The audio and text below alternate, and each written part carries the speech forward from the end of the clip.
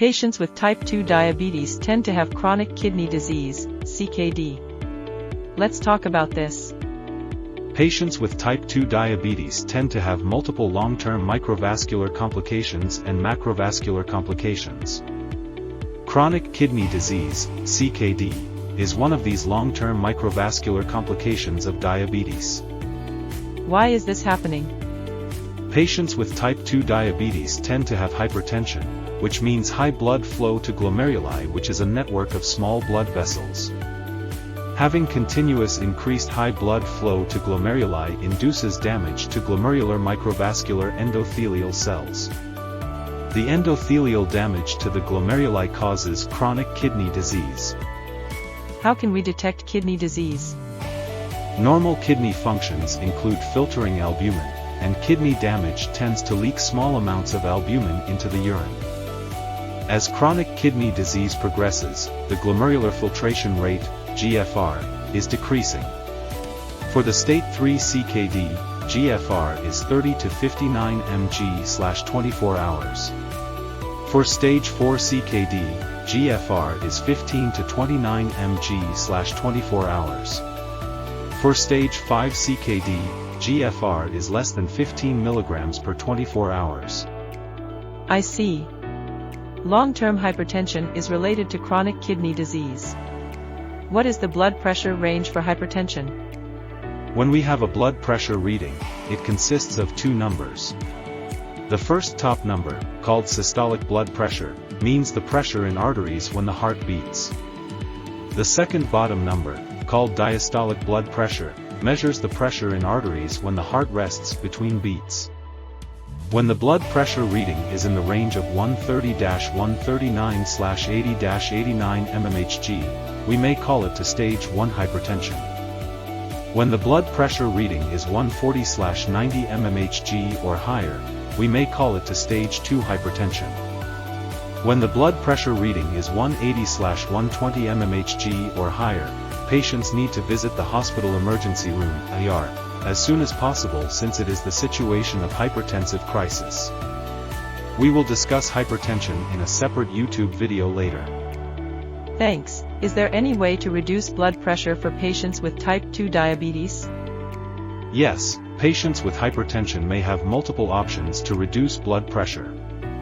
As I told you, in the situation of a hypertensive emergency, patients need to visit ER as soon as possible. Patients with hypertension may visit doctors to get hypertension medications. There are multiple groups of hypertension medications, for example, beta blockers, ACE inhibitors, and so on. Thank you for the information. Is it always okay to rely on hypertension medicines for patients with type 2 diabetes? In our discussion, we know the cause of hypertension, which is type 2 diabetes. It would be better to try to cure type 2 diabetes instead of suppressing hypertension with drugs for a long time. I agree. Are there other helpful ways to reduce blood pressure while patients try to cure type 2 diabetes? Yes, exercise is one of the options to reduce blood pressure. However, it would be a good idea to check with a healthcare provider for patients with type 2 diabetes. Regular exercise with low-impact movements may be helpful for patients with type 2 diabetes and high blood pressure, for example, stretching, walking, bicycling, gardening, and yoga. People with joint pain may choose joint-friendly exercise options such as bicycling, swimming, and water aerobics. I knew that exercise has been generally recommended for patients with type 2 diabetes and hypertension. But, starting a new exercise program is not easy for some older adults. It is still okay for them to try regular exercise with low-impact activity including stretching, walking, gardening, swimming, and yoga. When it is not easy to do regular exercise, controlling diet would be helpful. Oh, what kinds of diet would be helpful for patients with type 2 diabetes and hypertension? This is one of the important questions to improve the life quality of patients with type 2 diabetes and hypertension. Low-calorie diets and low-carbohydrate diets have been discussed in these cases. Avoiding overeating is key to achieving the goal. If patients feel difficulty in stopping overeating, it is time to check the balance of two major hormones. The hunger hormone, ghrelin, stimulates appetite. The satiety hormone, leptin, suppresses appetite. Typically, stress causes overeating in women. Overeating may disrupt the balance between ghrelin and leptin. When leptin level is low, leptin deficiency, patients may not be able to feel full and tend to eat more foods, which leads to the body being in a state of malignant circulation.